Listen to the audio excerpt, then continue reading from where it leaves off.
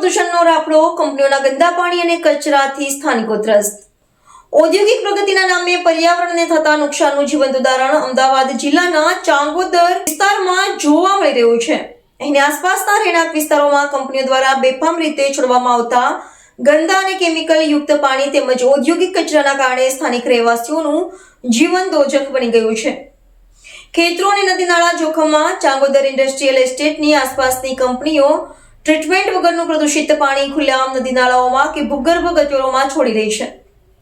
આ પ્રદૂષિત પાણી, કેન્ટીનનો કચરો અને અન્ય કચરાના કારણે આસપાસના વિસ્તારોમાં 24 કલાક અસહ્ય દુર્ગંધ ફેલાઈ રહે છે, જેનાથી શ્વાસ લેવો પણ મુશ્કેલ બની ગયો છે. ગંદુ પાણી જમીનમાં ઉતરીને ભૂગર્ભ જળને પણ પ્રદૂષિત કરી રહ્યું છે. ખેડૂતોની જમીનો પણ બિનઉપયોગી બની રહી છે.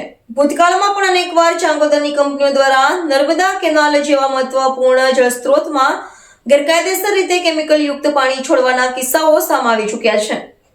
ગંદા પાણીની સાથે ઔદ્યોગિક એકમો દ્વારા ફેંકવામાં આવતા કચરાના ઢગલા પણ સમસ્યામાં વધારો કરી રહ્યા છે.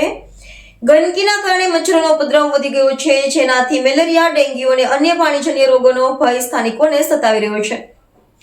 હવામાં કેમિકલના કણો અને પ્રદૂષિત પાણીની બાષ્પ ભળવાના કારણે ઘણા રહેવાસીઓ શ્વાસ અને ચામડીના રોગોનો ભોગ બની રહ્યા છે. સ્થાનિકોનો આક્રોશ છે કે તંત્ર ક્યારે જાગશે. અહીં રહેતા લોકોનું કહેવું છે કે અમે વર્ષોથી આ નરકમાં જીવી રહ્યા છીએ. કંપનીઓ કાયદાનો ડર રાખતી નથી.